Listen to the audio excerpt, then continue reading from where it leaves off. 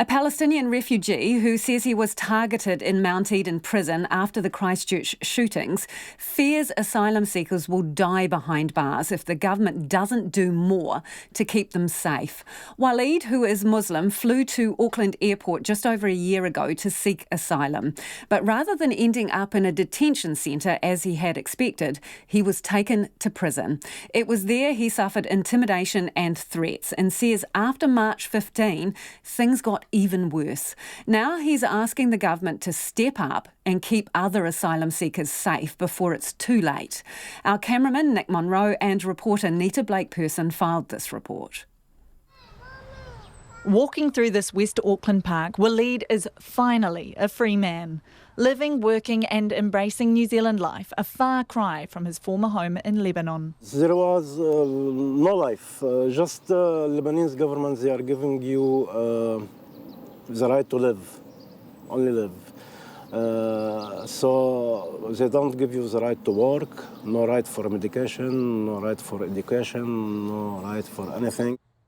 Walid, who is Palestinian, fled Lebanon just over a year ago. He bought a fake Emirati passport at the markets and travelled via Sri Lanka to Auckland. When I arrived at Auckland, I destroyed my fake passport and I came to immigration and I gave them my original passport, Palestinian passport, and all ID I have and all documents which I have.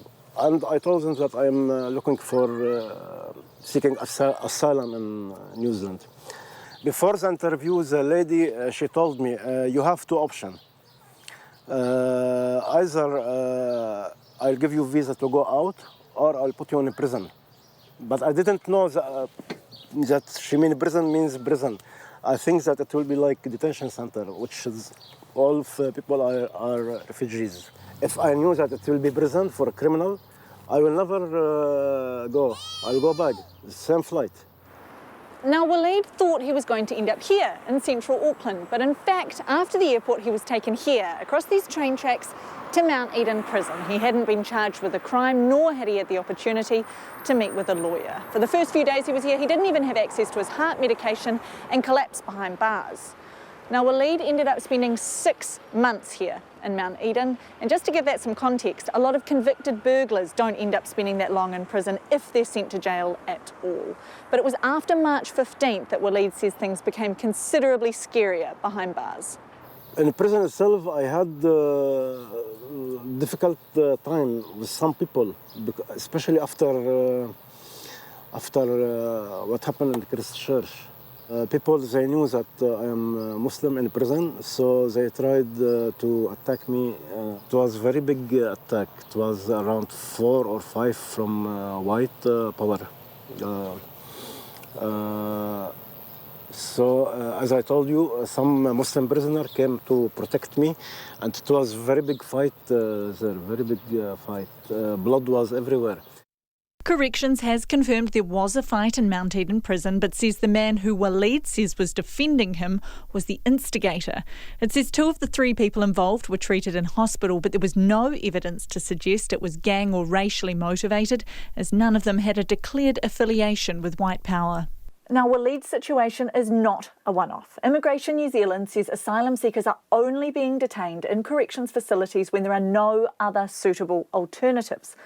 But these figures, released to Checkpoint under the Official Information Act, show that since 2014, a total of 80 people seeking asylum have been locked up at prisons around the country. Since the start of this year to October, there have been 16 more people put behind bars. A handful of those people have spent more than 400 days in prison, while the average an asylum seeker is spending in a New Zealand jail is 166 days. Dawood Mansouri Raad is Walid's lawyer and says asylum seekers should never be behind bars. There was no reason, I believe, that he should be kept in a penal institution. He could be in detention maybe in a Mangere refugee resettlement centre.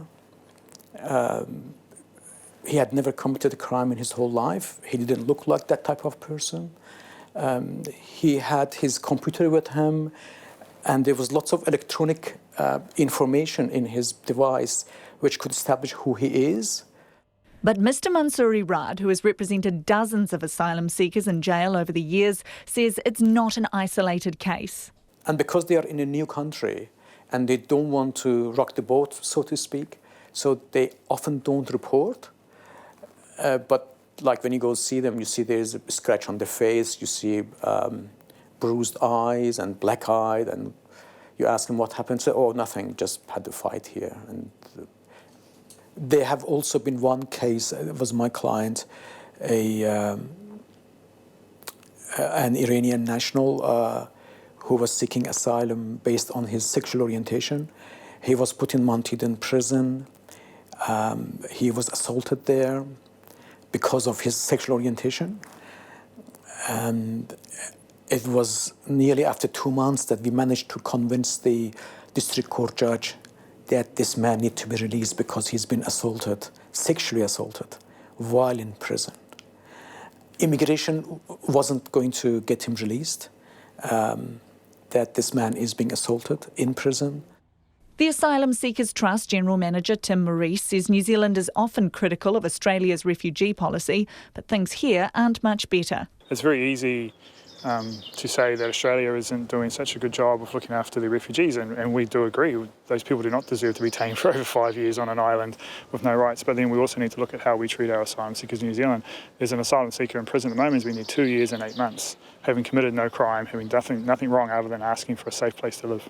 He doesn't believe relaxing rules around imprisonment would open the floodgates. With only 510 people claiming last year, maybe 600 this year, because of the stops to stop people getting onto planes in the first place, because of the difficulty of getting a boat here in terms of mass rolls, we've never had one, and it's unlikely anyone's ever got close.